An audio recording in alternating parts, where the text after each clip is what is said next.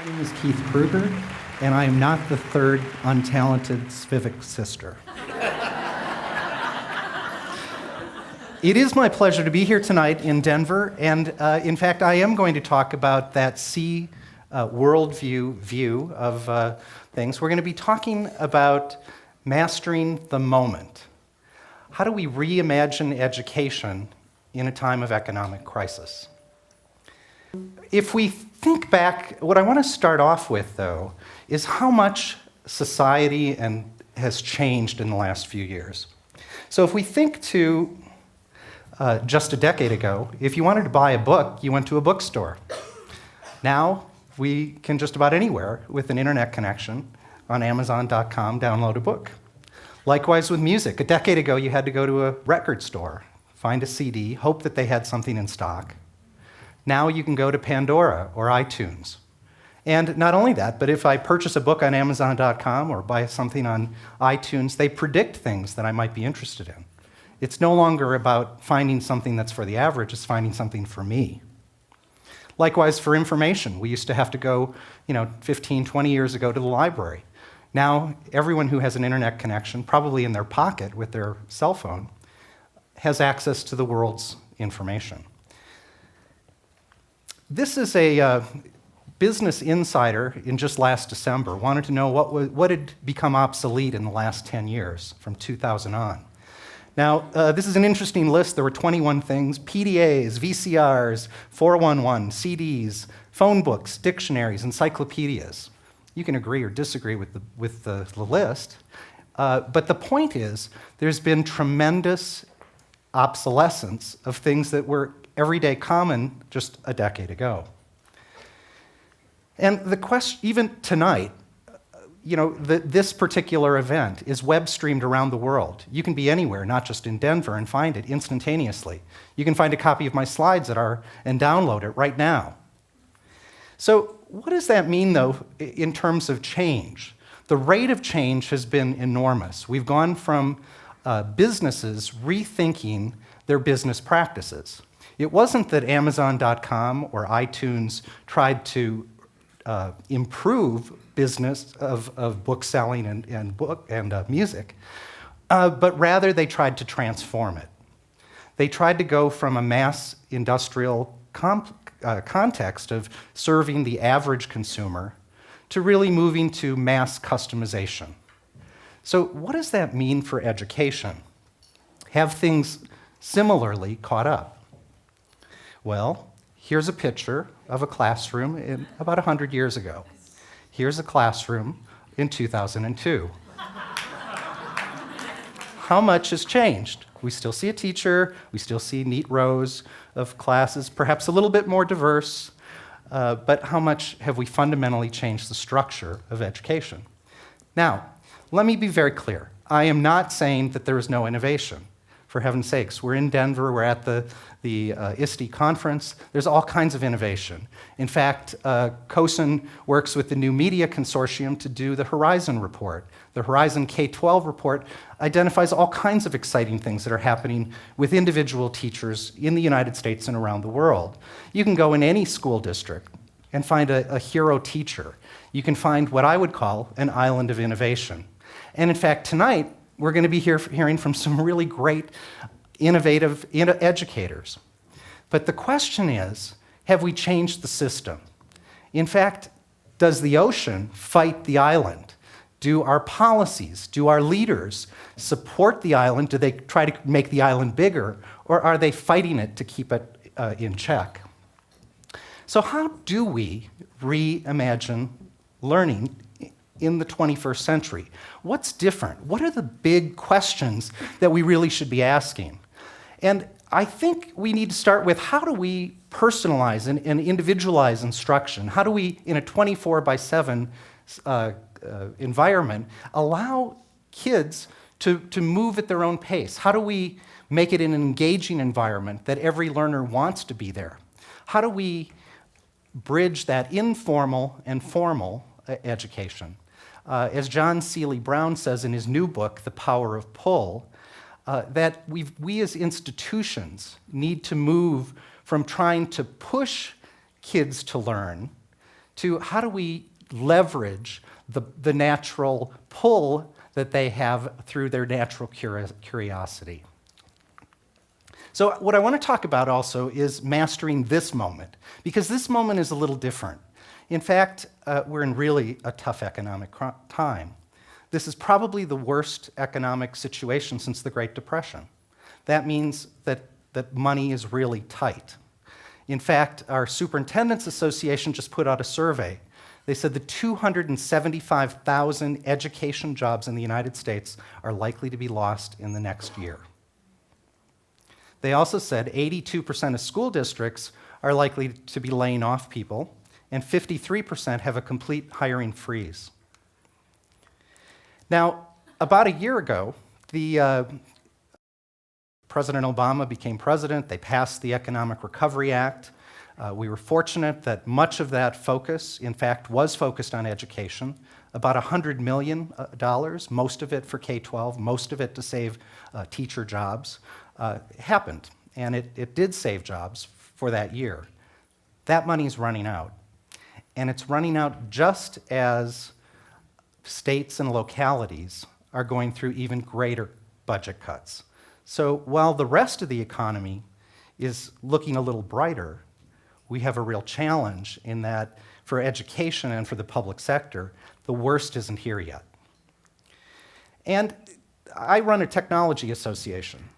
People who in school districts are in charge of technology. Tight budgets aren't anything new for my audience. In fact, in 2004, 62% of school districts said they had a flat or declining budget for technology. And that was a much better economic time. So this isn't a new trend. Now, I'm reminded of Franklin Delano Roosevelt's quote, who said, "The only thing we have to fear is fear itself."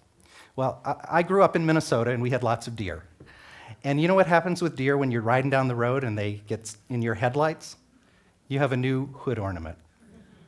And unfortunately, that fear, that paralysis of waiting until we're told what's going to happen with our budgets, is in fact a paralysis, is a fear, is a deer in the headlights syndrome that is happening in education. We're afraid to do new things because there's no new money. I'm going to suggest, though, that there are, in fact, some new ways. And I think we have to start, though, with what are the big problems. And clearly, we have a big problem in terms of education with our dropout rate. 1 in every 5 students are dropping out. Every 29 seconds, a high school student leaves the American school system. We have to do something about that. Likewise, the skills that kids need are changing. This is a very complicated chart that I don't have time to explain. It's from the organizations concerned, it's OECD, which looks at the 30 industrialized nations. The point of it is that since 1960 to the current year, the only skills that are increasing are non-routine analytic and non-routine interactive. In other words, critical thinking. The other skills can be offshored or outsourced. Now, the problem with that is those are the most difficult skills to educate people on. This isn't a problem just for the United States. This is a problem for every country in the world, and we need to start a global conversation about what kind of skills kids need. We've been trying to do some work with superintendents, and we've asked them, what are your big priorities? What are you trying to solve with the American education system? And these are the 5 things they told us. First of all, they want to make sure that kids do have the right skills, that they're not only the basics, but what they call 21st century skills: creativity, collaboration, critical thinking. They also want to make sure that the learning space is in fact compelling. We already talked about the dropout problem. Well, we also have an engagement problem. In fact, some say that the school system is an awful lot like a prison. The longer you're there, the more you hate it. And we do okay at the elementary school, but by the time we're in high school, even our best kids are often bored and not engaged. The third thing superintendents told us they cared about was a different kind of professional development. That the kind of professional development we're doing, which is after school or in the summer, is one-time drive-by, and it's not, educators, teachers, and principals are in many ways the most isolated white-collar professional. How do we create a 24/7 community of practice that allows the teacher to find the answer when they need it, not when it's provided? Fourth, superintendents said they want to know how to use data to make informed decision-making, and they want to do a better job of communicating to their community. And finally, and this would be their top priority if they had to rank them in order and they could only pick one, they want new kinds of assessments, that the one time a year high-stakes test doesn't give us the information that's continuous, it's not balanced. They need data that goes on a formative basis to teachers to make different kinds of instruction. Employers, this is a new survey that just came out last month. It was done by the American Management Association, and over 70% of employers said that over the next 3 years, the most growing skills are critical thinking, problem solving, effective communication, collaboration, team building, and creativity and innovation. Okay, how many of our high-stakes tests test any of those 4 things? And when we look at how technology is used in education, this was a study that was done by the US Department of Commerce. They looked at 55 industry sectors, ranked them by the amount of IT intensiveness. Guess which one was 55? The bottom of the barrel, lower than coal mining. So when we think about technology, I think we have to remember that we go through various waves, regardless of what industry sector we're in. And the first wave is, in fact, around infrastructure. And, wires and boxes, and that's kind of what we've been doing in education. It makes basic and essential, it's needed. But it doesn't, we quickly move into wave 2. Of course, wave 1, you continue to have to work on things like bandwidth. Wave 2 is really around supportive applications, and I think this is where we've been spending a lot of time on professional development, getting users to do it. It makes things more effective and efficient. But it really fundamentally doesn't change the structure of what we've been doing. What I think we need to focus on are wave 3 technologies, which is transformative. If we think back to what Amazon.com did, they weren't thinking about improving bookstores, they were thinking about transforming the way that you get books. So how do we do that, and how do we stay focused on what's really important, especially in a time of economic recession? Well, let me suggest 3 things that I'm not suggesting will solve all of education, but rather they're things that we can do today that we couldn't do just a year or 2 ago. And I state them in order to start a conversation. I'm certainly not suggesting that they are the only answers. Well, one problem we have is that we don't really have a very rich, ubiquitous environment within the average classroom. In the United States, it's about a device for every 4 or 5 kids. Now, there are some school districts, there's even a state or 2 that are doing one-to-one initiatives. But the average superintendent or CTO will tell you they can't afford to do it because they're trying to pay for a device for every kid. Well, there's a different way of doing it. It's called leveraging the devices that kids and teachers already have. They do it with a guest wireless network that's safe and secure. And in fact, it's already happening. In Forsyth County, a school district of about 30,000 just outside of Atlanta, started it this last year. They did it as an opportunity for principals to volunteer, and a couple of principals did. It spread like wildfire. So everybody wanted to do it. It spread to the elementary school.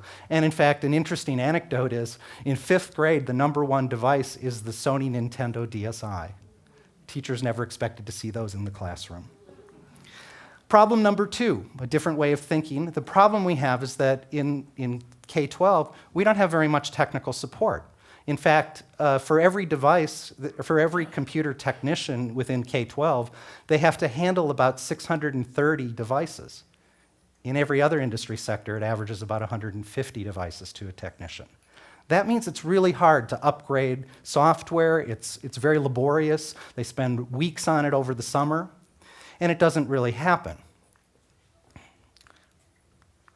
So I think there's some new opportunities around cloud computing. What I mean by cloud computing is that and I'd call it sort of web services, to be simple. The application no longer resides on the device you're using. It doesn't reside on the server within your school district, but rather it's out on the cloud. And in fact, we have some new examples that just happened this spring. In April, The state of Oregon, on a statewide basis, announced that they've, for a year, been negotiating with Google education applications, free apps. They have made available to their 500,000 students Gmail, a shared workspace, video streaming, and the variety of tools that are under there. The state superintendent of Oregon says that's going to save them about $1.5 million a year. I will mention that the state of Kentucky is doing some work with Microsoft Live at EDU, which also is a similar effort.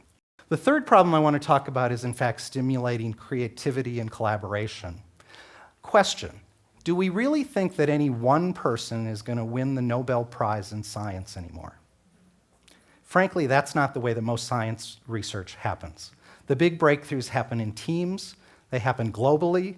They happen by bringing the best people together working on the same problem. Is our education system using the sort of collaboration that's possible in society? Web 2.0, in fact, is the opportunity. Now, I know we have a lot of teachers in the room, and you're probably saying, oh, I'm already using wikis and blogs. But the question that I would ask is, have we fundamentally rethought the pedagogy of how we're using it, or are we simply adding on these collaborative tools on top of the way we're already operating? And I want to talk about one particular school district in Texas, Birdville, which is a school district of a little over 20,000. They, I think, have rethought their philosophy. They have an open access policy. They're using Twitter to connect to parents. They're using Facebook fan pages to connect with the community. They're using Skype within the classroom to connect to other classrooms and to experts. And even YouTube. I know, here's where I'm losing a lot of educators, because there's a lot of stuff on YouTube that's not educational. But Birdville has had an educational philosophy that they want to make the kid the filter. And so it's all about making kids prepared to live in an unfiltered world. I would argue that Birdville, the state of Kentucky and Oregon, the Forsyth County are in fact all mastering the moment. I also mentioned earlier that, that there were 62% of school districts that had flat or declining budgets. The interesting thing is to look at what the 38% of districts that weren't losing, had increasing money for technology. There were only two factors that made a difference. First of all, that the leadership had a real vision around what they were doing, that the superintendent, the school board, there was clarity about what the purpose of the technology was.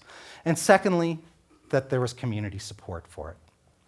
My one little tip, if you think that your school district or school doesn't have the resources, go before your local chamber of commerce, bring in a panel of kids. Ask the business community what skills they want, and ask them to go before your school board to make the presentation about why technology is important. So again, the three solutions I talked about were leveraging student-owned devices, cloud computing, and Web 2.0 tools. So my challenge to you is, are you ready to start a conversation about reimagining learning? And by that, how do we go to your local PTA, your local school board, your local chamber of commerce? And I challenge you as your homework to start that conversation, to talk about what it is. I'm reminded of Eric Hoffer, who said, in times of change, learners inherit the earth, while the learned inherit a world that no longer exists.